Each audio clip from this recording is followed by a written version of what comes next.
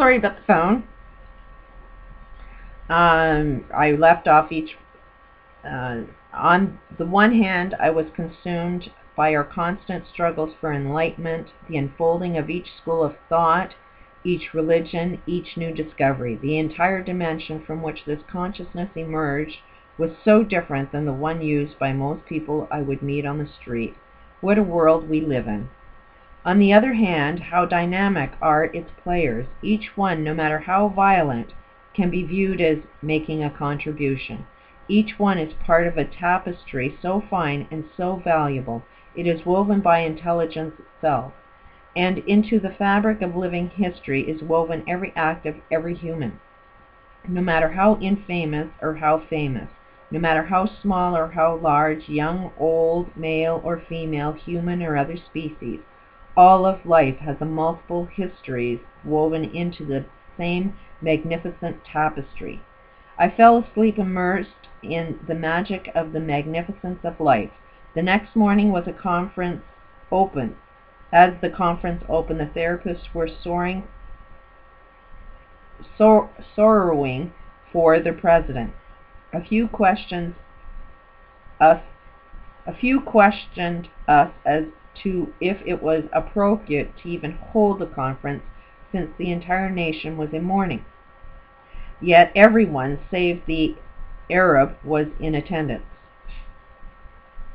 The four women in the back were particularly verbal about their great sorrow and their inconceivable anguish. God, my reading is sucking this morning. Let me warm up. I asked if anyone had applied the place of planning processes learned the day before. To my surprise, everyone except the four women in the back had done so. These four were very dramatic in their weeping and mourning, while most everyone else seemed quite reconciled. Being therapists, the group began to focus on these four women in the back. "What is it you want?" one therapist asked. "I want the killing to stop," wailed one of the women. "I want my president back," cried the other. "It is impossible," cried the first. This hopeless, helpless dialogue continued for about 15 minutes. Finally, I suggested this type of reaction was part of the problem and not part of the solution. "Do you want to be part of the problem or be part of the solution?" I asked the group. "Of course, part of the solution," they agreed. Which is what we all need to do, is be part of the solution, not the problem. "Then let's become part of the solution. Let's put aside our holodynes that send us into endless orbits of remorse, withdrawal, denial, and depression. Let's go into our place of peace, call upon our full potential selves, and ask what lessons we are to learn from being here in this country at this time in this workshop." Silence settled upon the group. "The lesson I am to learn," suggests one therapist, "is to focus upon peace." "I want to participate in being part of the solution to the Holocaust," said another. "I am here to learn to unfold my fullest potential for myself and for my country," said another. "I am here to learn to love my enemies," grasped one. "To become a better therapist," reported another. "I am here to awaken myself to the solutions to every problem." Through this flowing dialogue with their potentials, I asked, "And why did Rabin get assassinated?" There was a moment of silence. I held up my hand so everyone would remain silent. Then I asked the four women if they could go to the place of planning and call up the full potential self of Rabin. They agreed. After a moment I continued, "Now can you call up the full potential of the assassin?" "Yes, they are there," one said. The others nodded. "Asked what the deal was," I suggested. "Rabin says it was an agreement," one explained. "They made a deal," said the other. "It was to amplify the peace process," replied the third. Only the woman who had lost her husband remained silent. The others joined in and confirmed the agreement. The discussions took place in which everyone committed to deepen their resolve regarding peace. "This is very important to Israeli people, especially now," another said. Only one woman, the one who had lost her husband, remained in stubborn, steadfast resistance. It seemed as if a great hatred and deep sorrow were somehow hidden beneath an unrelenting pride. I introduced the relive process as a way to enter into the past in order to awaken to the plans made about life. One must be able to experience life as it is, not as our holodynes tell it. We must learn to look through the eyes of our full potential self and experience history. This new information allows a genuine transformation of history within our memory bank. I went on to discuss with them the biological and quantum physics of memory storage and recovery. At my suggestion, the larger group organized into small groups in order to support each other in the process of reliving awakening to the transformation of the past. The woman who had lost her husband joined a group, but she remained distant, an observer, with a great deal of skepticism. Her group participants were very supportive, and each went through the relive process. In each case, the results were dynamic. Participants experienced a dramatic insight and integrated transformations. Finally, she relented and agreed to try the process. It was very left-brained, as we say when a person is thinking of all the right things to say. Finally, the group called me over. I asked her if she could just tune into her full potential self and be guided on this journey. She began to argue, and I just let her know I understood her sorrow, her loss, and her deep anger towards her husband's enemy. Again, I insisted she let go and let her full potential self guide her because nothing else worked. She finally had to agree. She let go and found herself in a beautiful world surrounded by friends. There she recognized her husband. "Why, he's wonderful," she said. Tears came to her eyes. "What is happening?" I asked. "It's hard to explain," she murmured. "Try to wrap words around it," I suggested. "He is a magnificent being of light," she explained. Then she wept.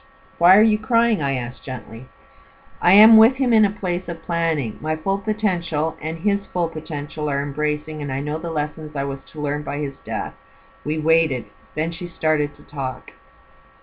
"I was to learn to stand on my own feet, not to be dependent. I was to learn to think for myself, to survive, to care about others, and not just be so centered on myself.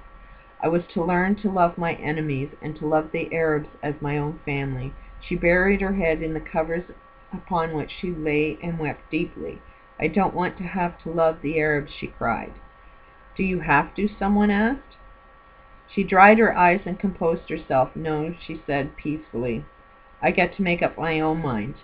But I can choose to love because I am love." She sighed and fell back upon the blankets. "It feels so much better now that I know I can choose." "Can you call upon those who killed your husband?" I inquired. "Ask them to come into their full potential selves to the place of planning. They all know each other. They love each other. It is true," she sighed. "And where is your husband?" someone asked. "He is there. He is with them. They are all friends. They always known each other." She seemed relieved. "Where are you? Where is your full potential self?" one of her friends asked. "I am there. She is there. We all know each other. We all love each other. There are no Jews or Arabs in a place of planning. We are like some sort of angels or beings of light. It is beautiful. They are wonderful." She sat up and with a big grin covering her face. She wiped her eyes, and everyone in her group of supporters embraced her. "Thank you," she said with a coy smile. "I am sorry I was so much trouble." "Not at all," I replied. "I've learned some valuable lessons from you." I returned to the front of the room and called back our thanks to you too. We finished the conference. I was left with a determination to visit this Arab school and embrace this brave friend who lifted everyone's consciousness above the norm. I also left with a greater determination to maintain a level of consciousness beyond war and peace games. As I look back on this situation, I realize that I did not make it back to see my Arab friend or visit his inspiring little school in the hills of Bethlehem. From reports, he died last year. My memories of him and his exceptional sense of reality still live on. To the particle thinker, linear dances cannot have fluid boundaries. Boundaries must be rigid so we know which steps to take, who wins, who has status, and who the exact partners are for each of the roles that suit society. Because of this type of thinking, particle-focused dancers have fixed points of social reference consistent with their limited pea-brain dimension of consciousness. Late that night after the last day of the conference, I remember thinking, how many more wars will be fought? How many more people will die? Because linear mentalities want boundaries around their ownership and control of the world as they see it. I realize that it is not just among nations that this problem raises its head. It is birthed right at home in our personal inner world, and there it gains its power. I realize that everyone operates from the linear dimension some of the time. Marriage, family, society are all, to some extent, locked into linear thinking. It has a place, much like an accountant has a place in business. Love can be linear. Keep the covenants of marriage.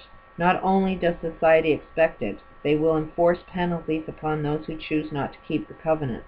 Thus, there appears to be the true and false, or good and bad ways to love a partner. This is serious business in a part I call world. Particle. That's interesting. Because it's particle, but he's broke it up and it says part I call. The essential fluidity of our humanness appears inconceivable with the serious nature of the particle dance. That is, how can we manage to stay in the particle dance and still maintain a universal perspective? First, we say we must learn all the steps, yet there is no end to the variety of steps, so one can never learn all the steps. How can we manage to put a finite dance within an infinite dance? How can a wave be put in a particle? My point is that it is possible to maintain a finite game within an infinite game. It is possible when one accepts their personal holodynamic state of being. Consider the diagram below. It's called the Koch curve. How many triangles can be placed within the area of the Koch curve? This is the diagram.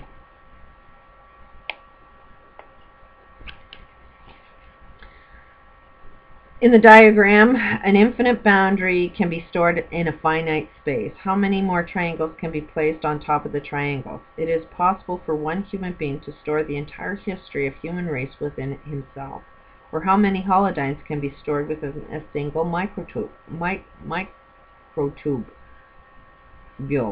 Answer. In a liquid environment of the microtubulars, it is possible to store an almost infinite amount of information. That's how we are sort of like holographic images. You are like one small pixel in a bigger picture, and you have all of the answers inside you. But you got to tap inside you using these suggested steps that are taught in this holodynamics. Another way to look at this is to ask, can we find room for playfulness while learning the steps? Most likely finding room for playfulness within the particle dance will be interpreted by particle players as playing around.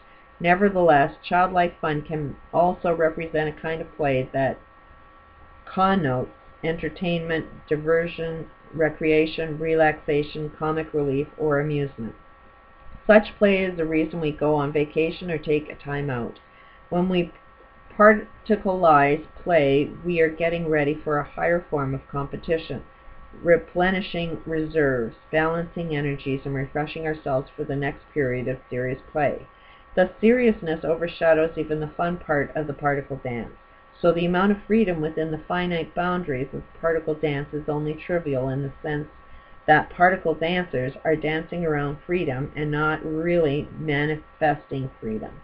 Particle dancing, whether internal, in the home, in the community, or at a national level, does not precede our fluid nature. Particle follows wave. Linear flows from our basic fluid nature. It is this fluidity that creates the possibility of choice in the exercise of intelligence. Rules and role conformity do not guarantee our basic freedoms, but rather our freely chosen subcategories within which we dance around with fractions of freedom. And I'm running out of time. I'm going to have to finish this on another tape.